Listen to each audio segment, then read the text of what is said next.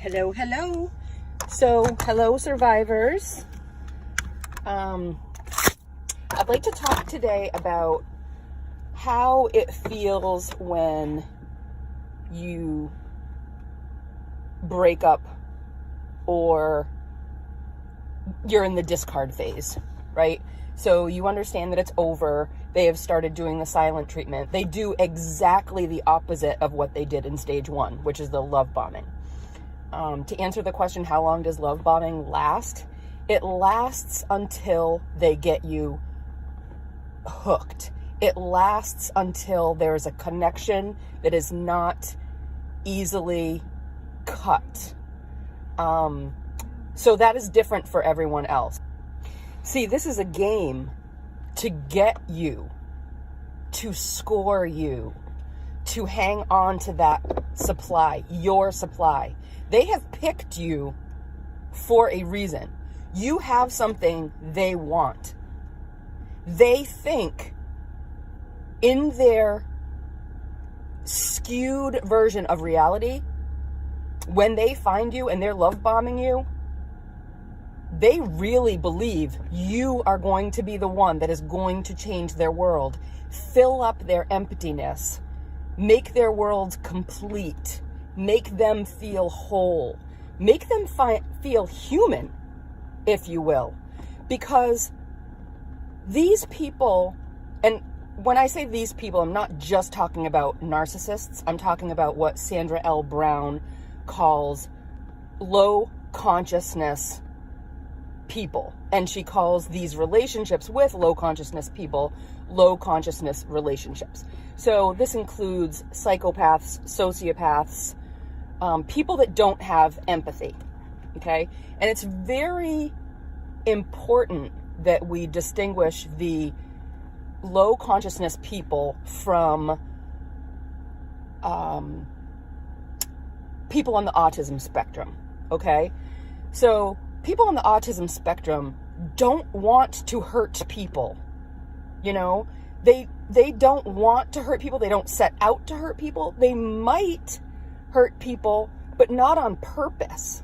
They're not manipulating people. That's just how their brain works. So that gets confusing sometimes. So these people at the beginning of the relationship, they idealize you.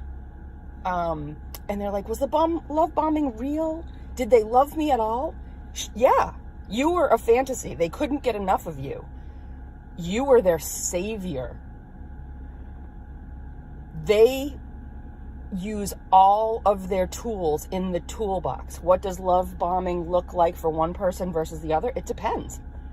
First of all, it depends on what they have for resources. If they have money, it's a lot easier. If they have status, it's a lot easier. But if they don't, they'll use something else. Can they fix stuff? Have you never felt beautiful and they're going to make you feel beautiful? Do you have an insecurity about this? Then there'll be that. You know, there's so many different needs that we all have, so many childhood wounds that we all have, and these people can just pinpoint it. Their brains are different from ours, period. That's the science. There is no nature or versus nurture. It is both. It is both. I don't think I've ever heard or read of a case where it was just nurture and their parents hadn't been. You know, so their biology and their gene structure. And I've read a lot, but, you know, I don't know. I've never personally heard of that. What usually happens is they grow up in a narcissistic family dynamic, psychopathic, sociopathic, low consciousness people in general. They also have some trauma, because trauma is inevitable when you are associated, entangled with these people. So if they're born with, like, think of it as you look at people with autism, right? It's on a spectrum. You've got high functioning, you've got low functioning, right? And it depends on how their brain is wired. Nurture didn't didn't happen to them. You didn't neglect them and they turned autistic, right? So it's the same thing when we consider these types of people. So what happens is, if you are born with these genes and the frontal lobe and you lack empathy, then you're put into a structure, because if you have those genes, it's somewhere in your family. So you haven't broken the generational curse, if you will. What happens is it just becomes more solidified. Your brain structure becomes more solidified, that you are going to follow in the footsteps that your genes and your DNA have already set out for you. Okay?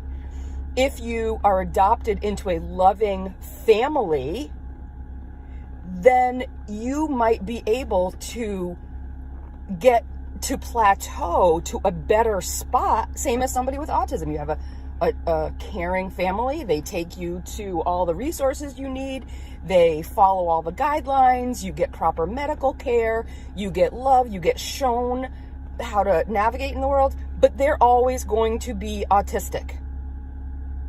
You can also teach an autistic person how to say please and thank you and how to navigate life. Low consciousness people are the same. They need to watch and learn what we call cognitive empathy.